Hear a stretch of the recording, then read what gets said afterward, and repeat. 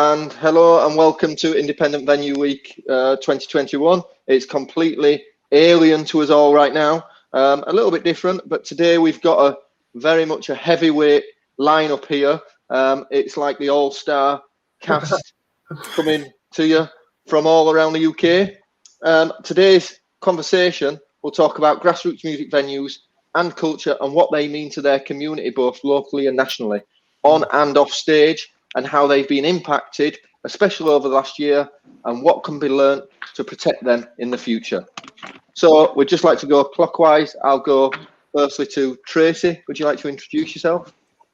Yeah, thanks so much for this invitation today. I'm Tracy Brabin, the Member of Parliament for Batley and Spen and the Labour candidate for West Yorkshire Mayor. Jamie? I'm Jamie Njoku-Goodwin, and I'm the Chief Executive of UK Music.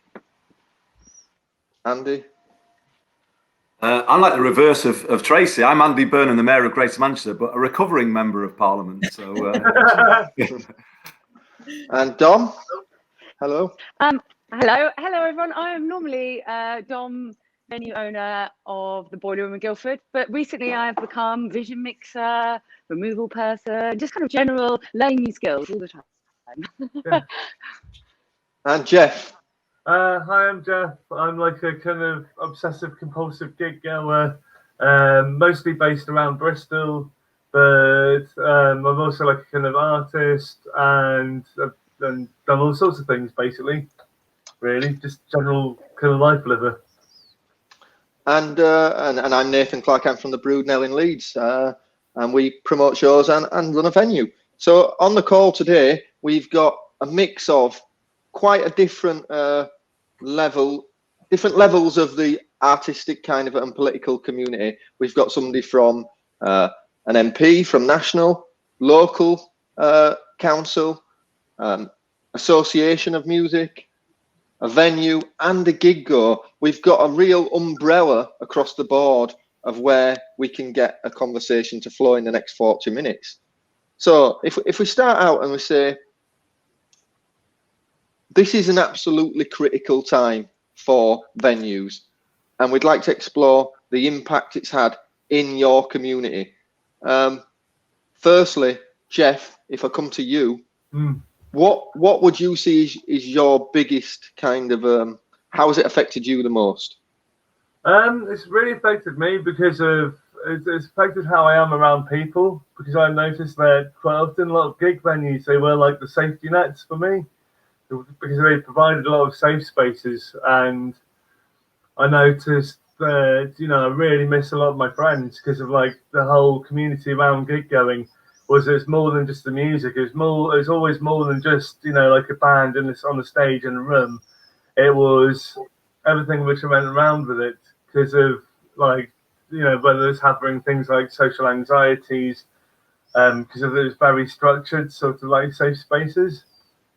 So would you say with that, Jeff, that music venues, not specifically the ones in Bristol, but around the UK and around the country, are vessels for building skills development, confidence, and neutral kind of spaces that allow you to become yourself? Yeah, absolutely. I mean, like they really have, because of it's like kind of, because I used to struggle a lot kind of with socializing, so it'd be like kind of it provided like a safe structured space, and when you're in somewhere where you're not the central focus, and there's something where you can direct all your attention, then it's amazing what it can do for like things like confidence and skills building. Because there's so many people who've kind of gone on to become sound engineers, or they've become promoters, or they've become kind of like, or they've ended up doing artwork for bands, or they've done kind of like all sorts of things because of having like the small venue access and the grassroots kind of level. So you're really a real life example of what we can achieve having a successful venue in a community. That's what I'm trying to eke out there, and saying like, so you've got an exhibition at the moment at the Bristol Beacon, And I think that shows the development from somebody who can go into a venue, who can grow, and the output, not necessarily from the venue itself, but is part of the community and how it can and work to inspire you to do something that can be inspirational to others. What's your take on that? I mean, that was definitely the truth, because I've met so many interesting and creative people who I wouldn't have met if it wasn't for, you know, like having live music, or, you know, like there's people I've ended up making films with because of like I'd see them in the audience, or like my friend Joff, who's like an incredible illustrator. And sometimes you turn up and you'd see him, you know, turn up with his sketchbook and he'd literally draw the entire audience and the band in literally like kind of nanoseconds. And I've ended up, you know, like kind of meeting so many people who've gone on to do extraordinary things, like neuroscientists, all of whom have been, you know, kind of heavily involved in, you know, like the creative arts. So if I can come to you, Andy, in your region, how important do you think music venues are? Hearing those kind of things, but also the output they give. What do you think the impact has been, and how do you think it's affected the venues in your region? Oh, I just think it's impossible to put a sort of value on what our venues mean to us in Manchester. I mean, it's on every level, as Jeff is saying, you know, on a community level, on a sort of an identity level, on a economic level, skill. I mean, just everything. I mean, they are the lifeblood of the place. And whenever a venue has been under threat, you know, I get so many people, you know, sort of emails, tweets, and the kind of outpouring of support is fantastic, actually, to see. And it's happened. It does happen, sadly, because quite a number of them are quite threatened at times. But you know, the support is massive in Manchester for our venues. And yeah, they've struggled, haven't they? Like everywhere has during this. But they've got to be saved. And there's two big reasons why I would say, you know, if you ask me to say, well, what is it that makes these critical? I think if you just think about it in music terms, firstly, there is the issue of live music now being more important for people with regard to making a living from music. You know, the funding from recording has sort of dwindled over the years. So live performance becomes much more important to sustain the industry. So therefore you need to sustain the places where people can do that. And then the second point linked to that is from the talent point of view, I think that Jeff's touching on, and the skills and the development. If we don't have the grassroots venues, how do the bands these days emerge? You know, I was of the era when Tony Wilson would put bands on at the end of Granada Reports, just completely abusing his position to promote the latest band that he kind of had a soft spot for. So we would always have, like, you know, oh, there've been 2 murders in Kirkby today, and a post office was an armed robbery in North Manchester. But by the way, here's Northside to play us out. You know, I mean, that's what it was like. But bands don't get that kind of promotion anymore. They don't get that sort of platform that they used to get on John Peel and all of the other things that used to be there. Well, it was Six Music to a degree, but the grassroots venues become that critical place where they can establish a following, learn their trade, you know, build a sort of a name. And if they weren't there, well, how would those bands make their way in the world today? And the British music industry, I think, would be kind of fundamentally weakened at its foundations if we let these venues go.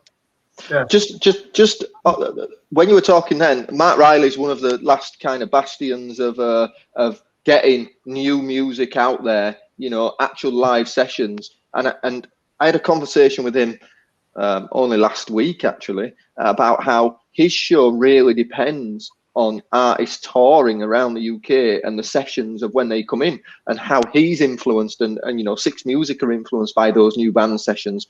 And he was saying that, you know, should that not be able to happen, that the impact on that station would be massive. And that's just an example again. It's about an ecosystem, isn't it? You know, the venues support the station, support the industry, and everything that's bit behind it. So and the you take them out. Influences. It's like, it would be like, you know, closing junior grassroots football clubs, wouldn't it? And then expecting the English football to still be strong. It's the same thing. Yeah, I'd like to just ask, in your region as well. So my venue, the Brudenell, at one point during the pandemic, we utilised our space for a clothes bank recycling and various bits of food bank.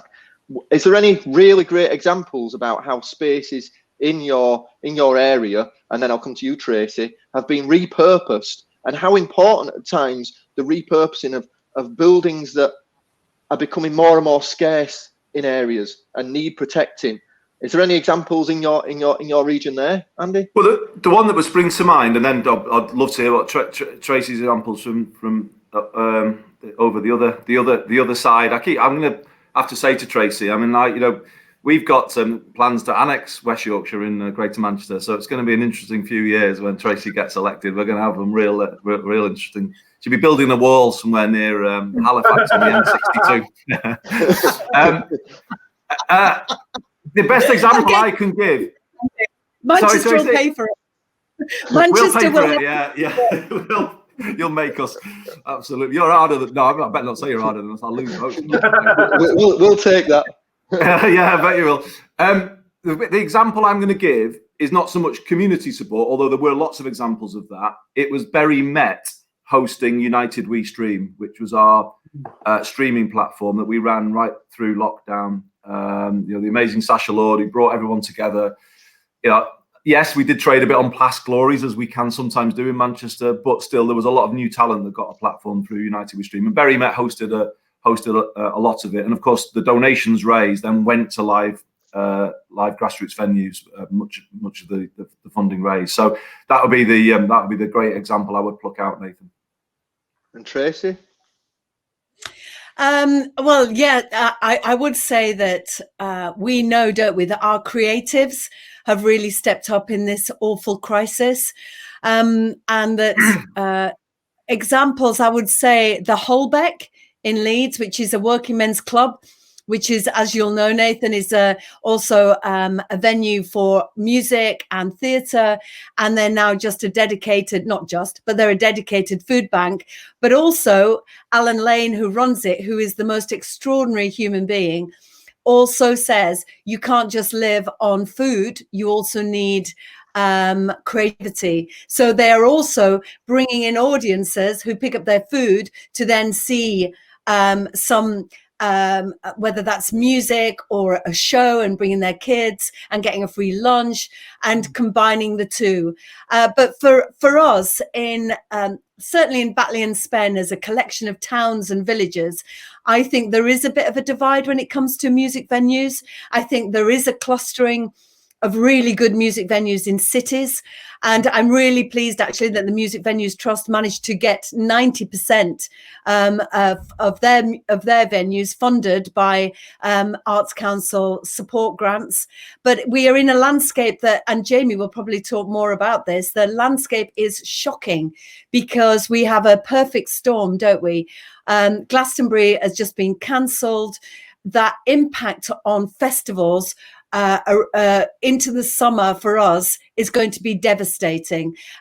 We've in my role as an MP, I was able to add my name to a letter from the DCMS Select Committee, really demanding government give insurance to festival organisers to underwrite any potential losses, because they won't have the confidence otherwise to get going. Because we know, don't we, that it takes 6 months to a year to set up a festival. You've got to have that security. Government have delivered that for film and TV, and that's why film and TV is now, up and running. And I was on a film set only last week at Church Fenton. They have been able to do that. Theatre still hasn't been able to get that security. And certainly there's things going on behind the scenes to make that happen. But I also think festivals, and those festivals use venues, are really important. So the Cleckheaton Folk Festival. Now, for those of you that don't know the glory that is Cleckheaton, it's a market town. It's an older community, but once a year, there are people from all over the world that come and hear the best of folk music, and that helps the hotels, it helps the restaurants, it helps the B&Bs and the taxi firms. We know the impact on regeneration and support support for communities, that money is so valuable. But the other element of this perfect storm is the fact that it's going to be now more expensive, more tricky for our young artists to tour in Europe. And we talking about the ecosystem, weren't we, that it's really important for young people and to incubate talent, for them to be able to not just perform in the UK but in Europe as well. And I do think that is going to mean we're going to have to have more venues in the UK when actually the tide in the other direction. So I am really concerned, and this is about class actually. I'm really concerned about young working class kids who potentially wouldn't be able to have to go into Leeds to see a big gig, you know, the 30 quid ticket, maybe a taxi home, but they could go to the live rooms in Cleckheaton and see a gig for a £5, or they could perform in the live rooms. And I'm really concerned with music falling out of the curriculum, particularly in state schools, well, especially in state schools. And where, if you don't have music in your curriculum at school and you don't have a venue to see music, where on earth would you ever get the idea that you could be a musician or that it's for you? And what's going to happen, I think, when touring is going to become more expensive in Europe and venues numbers are shrinking, music is falling out of the curriculum for working class kids, this is going to be the preserve of those with family money, who can wait it out, who can, you know, be with their mum and dad and have all their bills paid while they write their first album. You know, I had the privilege of, when I was very young, being able to be on Social Security whilst I was waiting for acting jobs. You know, that is because of a Labour government.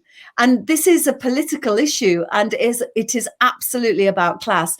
And certainly we need to close that divide in opportunity rather than let it widen. And you know, I know that UK Music are doing some great stuff on this, and certainly Andy's leading from the front on it, and it will be part of my creative new deal to, if I become mayor, to make sure that young people have access. But venues is absolutely at the heart of it, isn't it? And it is connected to the festivals and the need for the festivals to get the support from government to make sure that those young artists who are in the tent, you know, behind the tent, that they can have an opportunity to perform. So you know, it's a really important gathering today, because this is a vital and a really, really urgent subject. Jamie, I'll come to you next, but I just wanted to, because I think you tied up a lot of things there when you talked about class and divide and the options to do that. I think that Jeff is a living example of what that's been able to do. Eke out the skills, you know, that the confidence of being able to walk over a threshold into a busy room and stand there and watch something and learn the skills is significantly important, especially in a world right now that's got increasingly advanced technological change, where people are encouraged to sit inside and watch more of the main streaming kind of platforms, your Netflix and your Amazon Video. We have to protect the social skills aspect, and I think that that's really important. And one of the things that you mentioned about Slung Law with outdoor theatre, when in a time where they could safely do it, venues are places that are clearly adaptable, and grassroots ones are flexible and dynamic and move on the feet that other places don't. That's something that really needs to be. And just coming back to something that you said about Manchester We Stream, Andy, it didn't only have an impact in its community, it had an impact globally. Yeah. You look at the amount that it brought in, how much of the exporting of that culture from Manchester did that hit around the world? And that needs to be that the intangible impacts that we can't value and we can't put on an economic output needs to be kind of measured, and we need to balance that. And I think that's the kind of thing, the intangible aspects that we need to get really passionate about and champion. So sorry, Andy, you're on mute. Okay, yeah, the old phrase.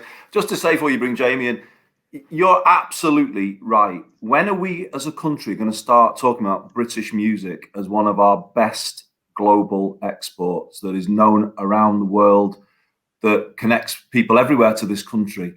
And that's why, just to make a slightly political point, the failure to provide visa-free access to musicians to the EU is a major mistake, because it would have been so much more in our interest to have that, because of the amount of traffic that we send out to Europe rather than the people that come the other way. And I just think this country now needs to start promoting its music industry as one of our major global export industries and be much prouder of it than we sometimes seem to be.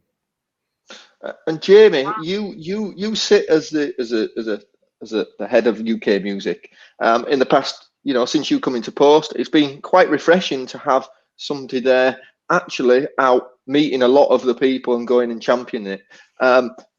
Where's your take on what we spoke about so far? So I think my neck's hurting a bit because I've just been nodding so vigorously at what Andy and Tracy both been saying before. I mean, to follow up on that last point from Andy, particularly about sort of the role of British music internationally, I sometimes feel that the only country that doesn't really recognise how important it kind of is the UK itself. I think we often underestimate how much British music kind of shapes our soft power and shapes people's views of kind of us around the world. If you go to I remember going to when I went to India when I was working at DCS, going to India, and all people wanted to talk to me was the BBC, the NHS, and music. Those are the three things. If you sort of said to them like the UK, those are three instant things people start thinking of. It's a huge driver for our soft power. United as well. Of course, that was implicit. But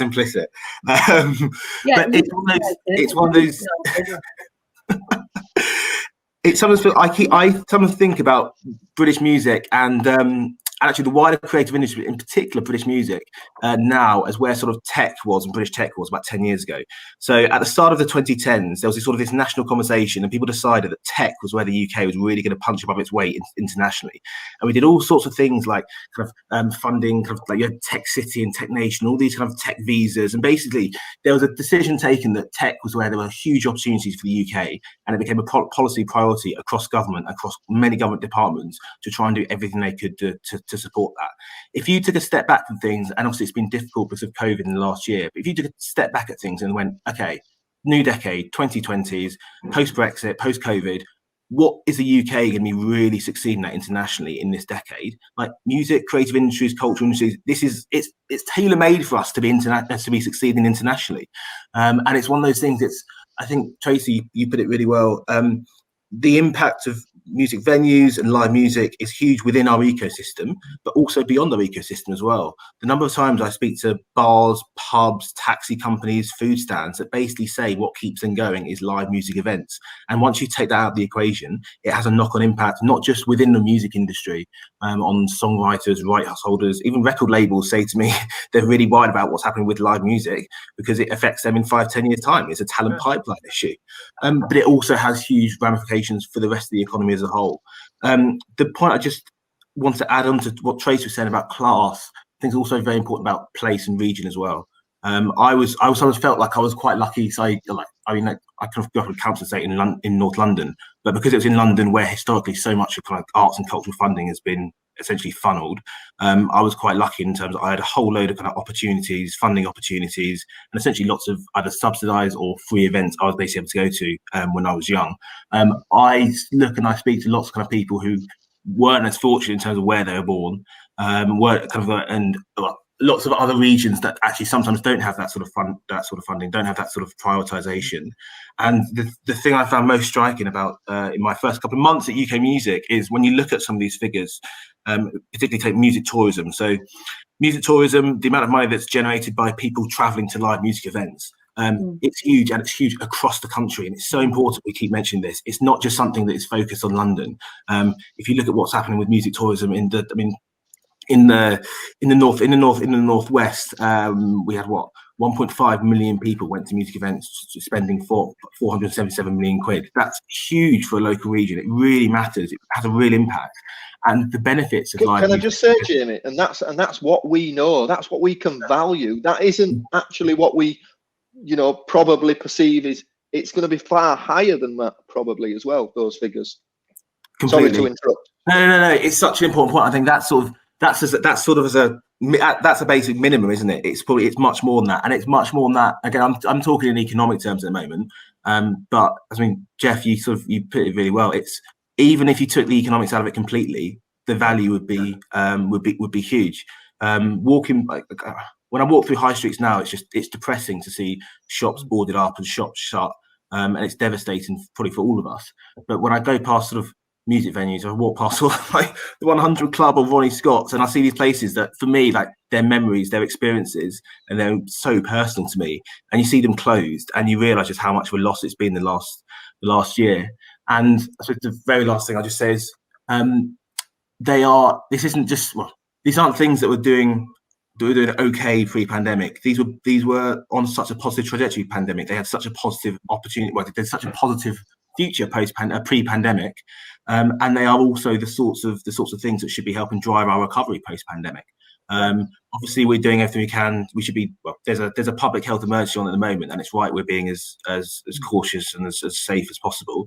But in a few months' time, in 6 months' time, the focus is going to be on how can we be helping power our economic recovery, how can we be helping power our cultural recovery, our cultural revival as a country, and actually our music industry, and in particular our grassroots music venues, should be at the heart of that. And the problem is if we can't be supporting them now and preparing them now to be able to be playing that recovery role, there's going to be huge loss for us, both nationally, both locally, but also internationally. Dom, I'm going to come to you next in a second, and I'm going to ask you about real life example and how dynamic you've been. But I just want to come back to Jamie there. You mentioned about the recorded side, okay? And for me, some of the bosses at those recording kind of labels came out of venues, were skilled at venues. One of the senior people at Warner's right now worked for me 10 or 12 years ago. You know, and they learned their skills and their development through that, and they built up through other labels. I think they need to take. I think we need to weigh in with a social responsibility also from the labels who've been very quiet during COVID, but don't really recognise their importance of their talent development pipeline right now. And I think, what would you say has been with the streaming kind of inquiry and other things? I'd like to just dip that in there at the moment, because I don't think that social responsibility has been measured as much and shouted about. It's interesting, isn't it?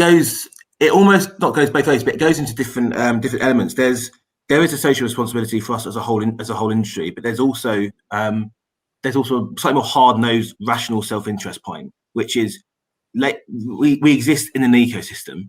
And you can't just take one bit out and expect everything to be succeeding as it was before. I think, Andy, when I was speaking, I was going to use the example of football pitches, and Andy got in there before me. I should have expected Andy to get in with a football metaphor before I had the opportunity. But comparing venues to grassroots music pitches is the perfect example. You look at kind of a multi-billion-pound industry like the football industry, like the football sector, and you wouldn't think that your local pitch just down the road is going to be contributing towards that. But actually, you take a step back and think, without that local pitch, that industry does not exist. It's not there to make huge amounts of money, but without it, that money isn't going to be made. And so actually, there's a real argument I think we can be making sort of as a sector to every bit of our sector. We're an ecosystem. You take one bit out. I describe. Where did the halftime oranges come from? There's a real life example. Completely. Look, artists are the lifeblood of the industry. Venues are the beating heart. Recorded, the songwriters will be, you can think of as the brain. I mean, take any one of these vital organs out and the whole body stops working. And I think doing as much as we can as an industry to really impress that, not just externally into kind of to government, to the public, but also to our industry as a whole, and make sure that as an industry we can be doing everything we can to be supporting all bits of the industry. It's like I say, there's a social responsibility there, but there's also sort of, it's in people's self-interest. I think we shouldn't see it as a sort of as a charity case or something that people should be doing just because it's a nice thing to be doing. There's kind of quite a hard-nosed argument, that I'm trying to make to people as well, that it's in their own interest to be supporting these venues, and that applies to everyone within the industry. It applies to government. And it applies to people at all levels of policy making, I think. Dom, I'd like to come to you, and you're the real life example. I'd like to see how give us some ideas on how dynamic you've been with how you've had to react to COVID and change your output, and also change various ways of getting income in to survive, not just via Arts Council grants, but yourself as an individual, you know, your family, as artists, and the whole kind of how it impacts your staff and everyone. Yeah, so I also, if I can just pick up on what everyone's been saying, I would also like to just throw into the pot that actually a lot of venues, we talk about the music industry and the social responsibility and all that, but we're actually providing a community service.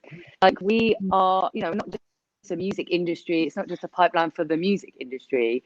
We have people that come through our venues that go into all walks of life, but it's you know, the space that they come to, that they feel safe in, and that they develop as a human being, that then helps them to go on and be the person that they become in whatever walk of life that they do. And we do a lot of signposting here for young people, or all people actually that come here, and I think that can be the challenge with just being lumped in with the nighttime economy and not actually being seen as culturally valuable. I think is a real challenge for spaces like the Boileroom, locally but also nationally. And it would be great, you know, this whole panel is called Lessons of the Past to Protect the Future. I think if we can look at protecting spaces like this and seeing them as not just culturally valuable, but actually valuable as a community service, like you see you know, other community spaces within our towns and cities, then I think people's perceptions would shift of us. They wouldn't just see us as a place that serves booze, you know. They would see us as a lot more important. But just on the question that you asked me about, Nathan, so yeah, so you know, we have applied for all the grants. We shut our doors on March the 17th, and my husband is a producer and a musician as well, so he actually did his last show on March the 7th. He'd just been on a European tour, and so he wasn't allowed to go into Italy on that European tour. I think the last date was in Newcastle that he did. So he normally produces bands as well. He produced Idols, the Me EP, and the 2 albums that they did. He'd normally have a studio at home. We'd normally be really busy. So for us, it's been a real challenge, because you have to almost pick apart everything that you've done on a daily basis, and think about how you can bring income in, pay your mortgage, look after, you know, we have a daughter as well who's actually studying law at university.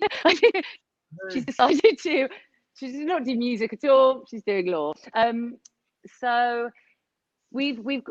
I'm personally at the venue learnt, we bought leasing equipment and we're doing live streaming here. So behind me, we're set up for some in conversations with later. We haven't necessarily monetized it yet. So far, we are leasing all the equipment, so the costs are going out, but we actually aren't bringing any money in. We've asked people to do pay what you feel, because we feel that model works best, because people are still a bit nervous about, do I want to watch a live stream? Is it good value for money? How much do you charge someone for a live stream? So unless you have a really high profile artist, it's kind of quite hard to say, pay, you know, a $5 or whatever it is to see some local artists. So we're working through that at the moment.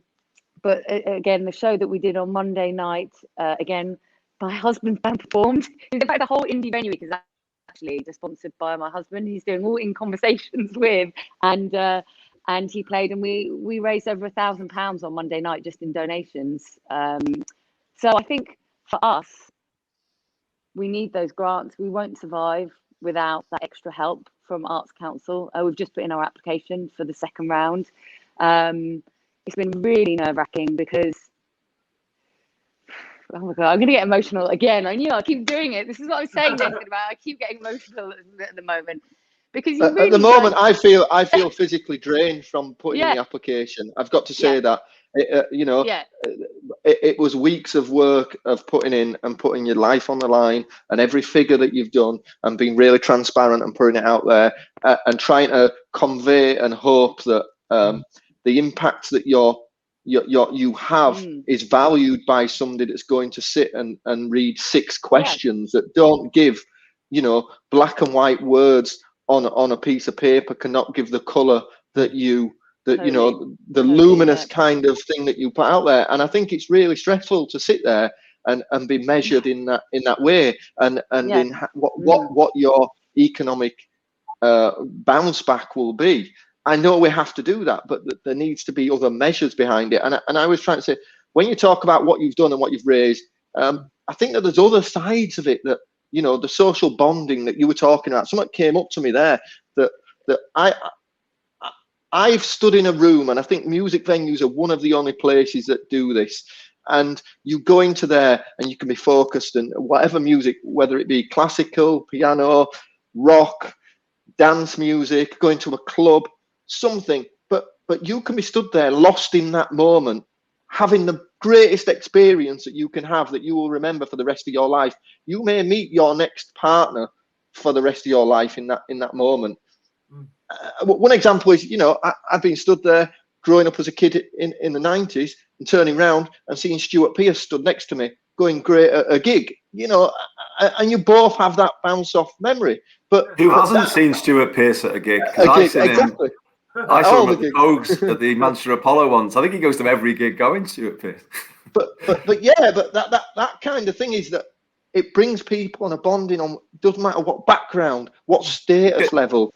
Yeah. Can I just pick something up that Dom has said, Nathan, and that Jamie said, because the two are both valid, and we need to find some way of linking them. So Dom's just stressed the community importance of what the Boileroom does in Guildford, and absolutely articulated it perfectly.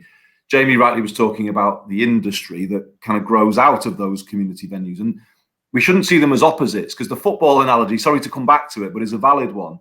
When I did Jamie's role, I was an advisor at the DCMS starting out in my career, and we had a challenge from the Office of Fair Trading to disrupt the Premier League, basically, to make it sell its TV rights individually.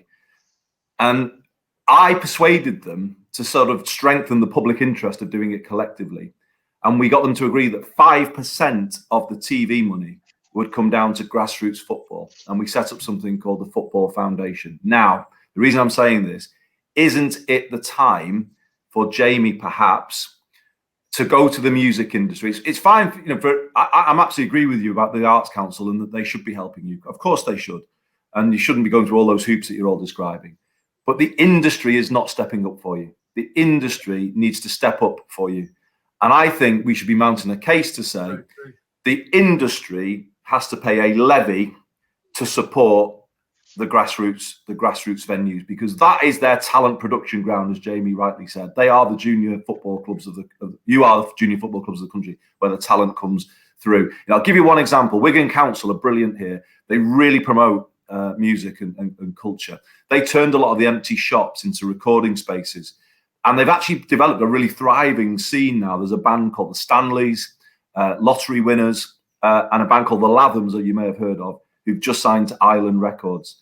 And Wigan Council were paying for them to use disused shops so that they could you know build what they did. And I just think there's an argument here on the music industry, the big players, that they need to pay a levy back to the industry at the grassroots. And it's the Football Foundation model that we should be looking at. Yeah. Jamie, to come on to that, we've been discussing that recently in the newly formed live group. I think you were in the discussion as well about where there might be new levies on tickets a bit above a 5,000 or a 10,000 capacity, or how can we create the real, what you're talking about, the talent development pipeline going up. It must start coming down. There's got to be a circular, you know, there's got to be a beating heart that needs oxygen going in and blood pumping out. And I think what you've described there is perfect in that. And we do need to convince that it isn't just a one-way process. You know, Dom, what would you say about that? Sorry, Tracy. Oh, sorry. I was just going to jump in there because, Dom, honestly, what you were saying was so moving about your experience of two freelancers. And certainly since March, millions across this country of individual creatives have not had a bean. They may not be in your position where you've a venue that you can then try and monetize. But I absolutely get where you're coming from. And this pipeline won't exist if we can't support our individual musicians now in this moment. And Andy and I are working really closely. I'm the co-chair of the All-Party Parliamentary Group for the Gaps in support, the excluded from government support. And Andy's been an absolute champion and done a load of work coming out of Manchester Council, as has Steve Rotherham, to support freelancers. But it's really, really important that the government and the Arts Council understand that Grantium, where these very tricky application forms that actually do weed out those people who haven't had the training or the education to be able to understand what the subtext is for the requirement in order to be eligible. I think it does weed out a whole load of working class artists and freelancers as well. And I think there is one thing, there's a really big problem with the Arts Council funding, that there's no right of reply, that there's no appeal. So you can be one of 6 artists and you are refused money, but you don't understand why, because you're the same as the others, or you might have a bigger footfall, more audience, so you don't get it. So I think there is a job of work to be done, one on supporting those excluded, and we're making that case day in, day out to try and make sure that there's support so you're still standing after this crisis, but also to make it more transparent where this money goes and who it goes to. So just wanted to make that point and to thank Dom for all she's doing, because, you know, you'll be inspiring others as well, and certainly other young women in music to keep going and, you know, to weather out this storm. It's interesting, isn't it? Yeah. Sorry, go on. No, I was just going to pick up on Nathan's comment that he said as well, that the evidence is there. If you look at the artists that have come through venues like ours, who have then gone on to fill stadiums and make people lots and lots of money, and you know, and you look back and sometimes it's great. Artists will come back and do a show at a small venue like ours. They're kind of like, you know, let's do an underplay just for jokes, or let's do something, a festival warm up. And when they come back and do those, we sell out within 10 seconds. You know, Wolf Alice came and played a show here back with us, and the drummer spoke to me and was like, "Do you remember when you put us on when I was in my first band when I was 15?" You know, and yeah, and you remember you like cut us off because of the curfew, and they were like, "Oh, we love the Boileroom," or Ed Sheeran played. I mean, Ed Sheeran played every small space. Can you imagine if he went and did just a round of shows in all the small venues, grassroots venues that he played the first time round? That would probably keep us going for a long time, because we could probably charge a bit more. And and I don't think it's the artists that don't want to do it. I think it's finding a way, like Nathan said, to the pipeline, so it comes back again, to just continue. Because if I wasn't worrying about you know, how much do I need to pay to fix this, and I was just had time for my team and I to actually be able to just really develop that talent, and other venues too, we could be producing a lot more, because ultimately it is the A&Rs at the labels, but we're A&Rs too, because we're building that talent and letting them build their fan bases in these small spaces. And it's a cumulative impact effect, and you take us out and then you've just got, well, I'm not really sure what you've got. Can I just make one point before we round up at the end? And what you're talking about there is about the effects it has. I think that you know, the effects on fashion, for me, the effects on other aspects. So I always go back to the analogy that you see a Nirvana t-shirt, you might see a Smiths t-shirt, you see, you know, you don't see a Royal Opera House t-shirt, you don't see other aspects of things. What impacts have they been on fashion trends and on culture in the other ways that are completely connected but not even relevant in so many ways? You know, the economy that's trained into that is never linked back to music venues and the seed that grows and outreaches to. And I think we really need to champion that. And that's another discussion for another time about how we can link that together, because I'm just conscious of time that we've got to put. So if we can just go around and kind of sum up from each of you. Tracy? Yeah, I think it's really important to support our local venues because this is about place and identity. And so, for example, we're talking about music venues, but we haven't discussed pubs where there's obviously the real fledgling musicians start. And also, as Jeff was saying, about the identity and sense of belonging and creating a family and the impact on you as a person. So the LGBTQ, members of that group, they feel our venues have gone. Where do we find each other? Where do we, feel at home? It's really important that those tiny venues in smaller communities, in towns and villages, are supported along with those bigger venues in cities.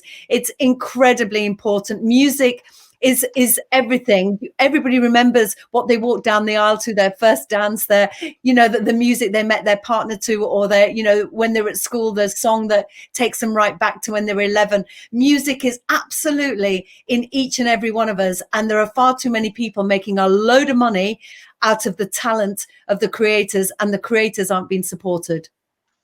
And Jamie, sorry.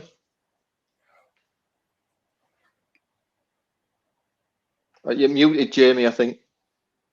There's been a whole load of issues and problems and challenges that have come up over the past year during the pandemic, but none of these are new. They've always been around. I think the last year has essentially exposed a lot of pre-existing fragilities and vulnerabilities that obviously our focus needs to be on making sure we're supporting people through to the end of the pandemic. But post-pandemic, I think there's a lot of things that we can't just sort of put the rug back where it was and say, okay, back to normal now. There's a lot of things we need to be looking at in the planning process. There's a lot of things we need to be looking at generally in terms of self-employment and freelancers.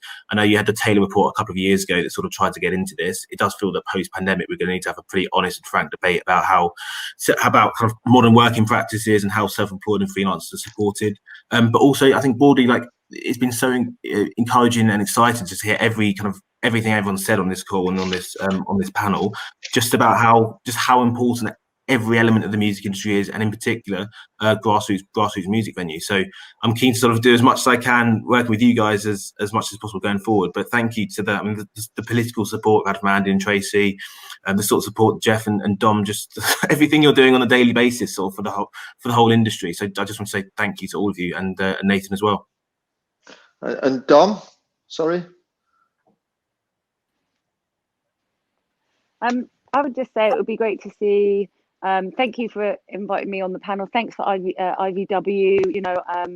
Even though I put myself under a lot of pressure this week, I really still wanted to put a program out, and I'm so glad we have. I would say keep talking, but let's do more doing when we get out of COVID. I love talking. Talking's so important. I want to see more transparency, and I want to stop having to justify and come on panels and talk about why what I do is important and why the Boileroom is important. I think it's established, and we can take it as read now that without culture and art, the world is not going to be a good place. So let's all have a little promise to ourselves in our heads that once we get through all of this, that whatever town or place that you live in, whether it's just supporting your indie space, like you said, whether it's a pub or not, but that's just if you're in a position of power and you've got the ears of people that make decisions, then make them listen to you, and so that you can make it an easier kind of place for us to have it, that we can not have to keep justifying what our existence really. That's what I would say. And it was great to hear everyone talking. It was really positive. Thank you. Thanks, Nathan. And thanks, Jeff. Sorry. I'm really fired up by this discussion, to be honest. I've been having massive withdrawal symptoms from going to gigs over the last year. I think that I've missed it more than football, to be honest. I went to see the Cortinas at the Albert Hall in February, and it's the last gig I went to, and it was just one of those nights where it was just, anyway, talk about everyone, I think, as you were saying, in the same sort of space and unit. It was brilliant. But yeah, I am missing it badly. I think what I would say in conclusion, really drawing on what everyone has said, is I think the industry needs a bit of a new settlement post-Brexit, post-pandemic, because obviously it's been through a really, really turbulent time on every level. And I think the industry needs to think about what more can it do for itself, and then what does government need to do more for the music industry. and on what the industry can do more for itself. I pay tribute to the likes of Tom Gray and others who've been on the broken record, the dysfunctional nature of the streaming sort of financial mechanism. But I think Dom has to be played into this conversation because, yes, you've got to reward the talent. It is about the talent, isn't it? Let's be honest. It's not mainly about the venues, if we're absolutely honest. It is about the talent. But there's a chicken and egg there because the venues help create the talent, as Dom was saying. So in the end, the talent is what attracts the money, but the venue plays a role in building the talent. And I just think you can't just, the flow of money within the industry needs to sort of recognize all parts of the ecosystem. Otherwise, Jamie's analogy of the body not being healthy, if all parts are not getting a sort of a flow back of support. And I just think music has always been a bit informal. I was, in my DCMS days, it's not as structured as football, but it needs to get more structured and it needs to get money flowing to all bits of the ecosystem.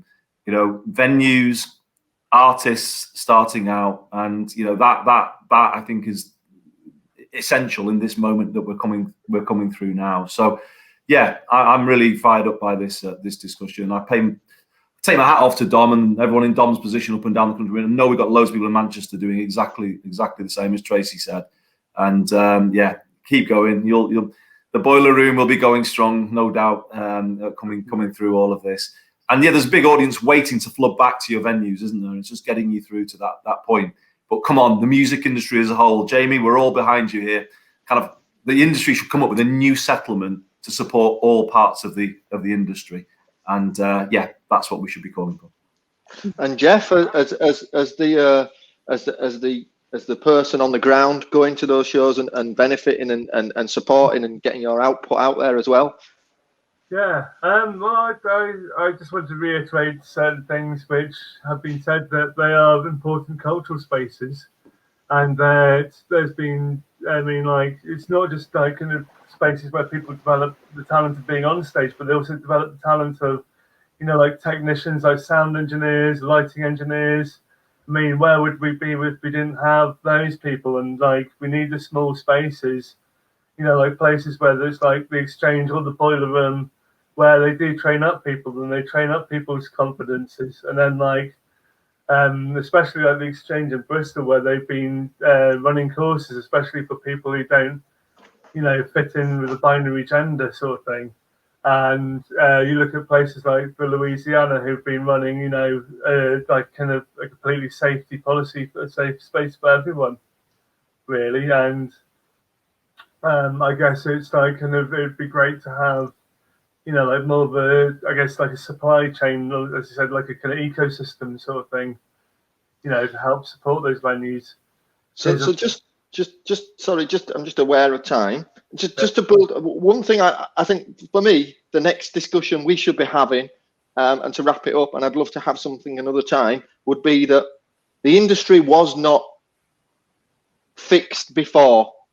Should we be aspiring to get back to how we were pre-COVID, or should we use this as an opportunity to then seek and build and get better and support each other more and challenge and catalyst for social responsibility towards each other and everyone around us? I think that, to me, is the absolute conversation we need to really be having now, and that's what's shown in this discussion today. So I really appreciate it. Thank you. Can I just say, Nathan, this kind of discussion has proved everything, because Jeff, Jamie, yourself, Tracy, and myself, we've sat on our backsides, and Dom has done a whole day's work while we've been having this podcast, because she's been in the venue, and now she's driving the van, and I'm not my do